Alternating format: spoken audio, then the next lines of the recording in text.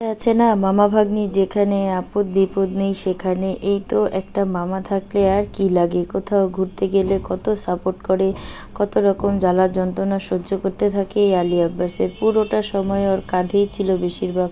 তো আসসালামু আলাইকুম, সবাই কেমন আছেন? আশা করছি ভালো আছেন। আলহামদুলিল্লাহ, আপনাদের দোয়ায় আমরাও ভালো আছি। এই তো এখন রিক্সায় উঠেছি।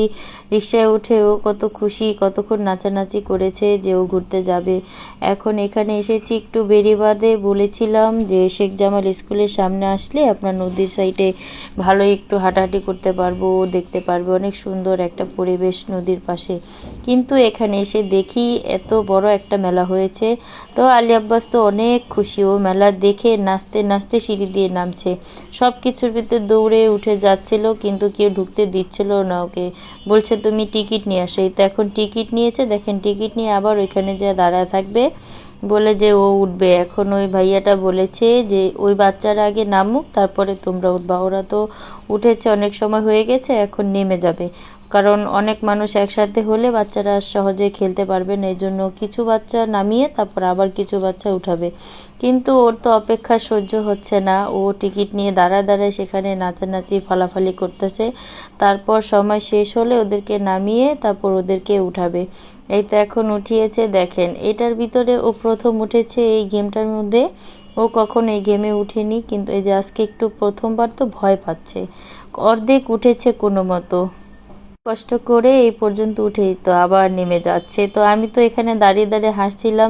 তখন এই বাবুটা এসেছে, বলে যে আসো ভাইয়া আমি তোমাকে উপরে উঠায় নিয়ে যাই। তখন দেখেন ওর সাথে কিভাবে হাত ধরে ধরে উঠছে।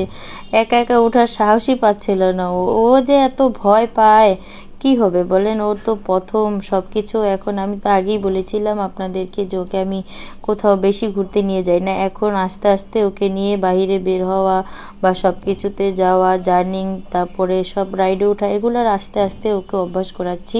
কারণ যেগুলো বাচ্চারা চায় আর কি, আরও ছোট থেকেই বাচ্চারা সব কিছু চায়। কিন্তু ওকে আমি এতদিন ইচ্ছে করেই, কি ওর একটা কারণ আছে যে ওর শরীরটা আগে অনেক অসুস্থ ছিল, সে কারণটাও ইনশাল্লাহ আমি আপনাদের সাথে পরবর্তী কোনো ভিডিওতে শেয়ার করব। তো এই জন্য ওকে আমি কোথাও বেশি বের করতাম না। ঠান্ডা গরম আপনার আবহাওয়া, তারপরে সময়, সব কিছু মেনটেন করে ওকে আমার একটু বের হতে হয় ওকে নিয়ে। কারণ একবারেই যদি ঘরের মধ্যে রেখে দেই তাহলে তো কোনো কিছুতে অ্যাডভেঞ্চার হবে না, তো কোনো কিছু শিখবে না। তো বাচ্চাদের তো জানেন যত ঘুরাবেন তত মেধা বিকাশ হবে, কিন্তু ওকে নিয়ে আমি এতদিন পারিনি। এখন আল্লাহর রহমতে আলহামদুলিল্লাহ এখন আস্তে আস্তে করে ওকে নিয়ে একটু বের হচ্ছি, ঘুরতে যাচ্ছি, জার্নি করাচ্ছি, সব কিছু অল্প অল্প করে আস্তে আস্তে অভ্যাস করাচ্ছি। তারপরে এর ফাঁকে আবার হাবিবারও পড়াশোনা থাকে, এই জন্য। তো তারপর আমরা একটু পানিপুরি খেতে আসলাম। এই তো দেখেন আমার ছোট ভাই এখন মামা হয়েছে, তার কত দায়িত্ব। আলী আব্বাসকে পুরোটা সময় যতক্ষণ ও বাইরে ছিল হাঁটতে হাঁটতে ক্লান্ত হয়ে গেছে, ওর কাঁধে বসেই ছিল, ওর কাঁধে, ওকে ও কাঁধে নিয়ে ফুচকা খাচ্ছে। তারপর আমরা পানিপুরি এবং ফুচকা খাওয়া শেষে আসলাম এখানে। আবার পিৎজা দেখেছে আলী আব্বাস, বলছে যে পিৎজা খাবে, তো ওর জন্য পিৎজা অর্ডার করলাম। এখন আমরা এখানে পিৎজা খাবো। একটা পিৎজাটা অনেক মজা ছিল। তো ওর তো পিৎজা দেখলে ওর কোনো হুঁশই থাকে না, মানে যেটা ও পছন্দ করে সেটা ও খাবেই খাবে। যত রকমের জিদ আছে, যা আছে সব শুরু করে দেবে। এখানে বসে অনেক কাহিনী হয়েছে। তো আমরা এখন বসে একটু রেস্ট নিচ্ছি।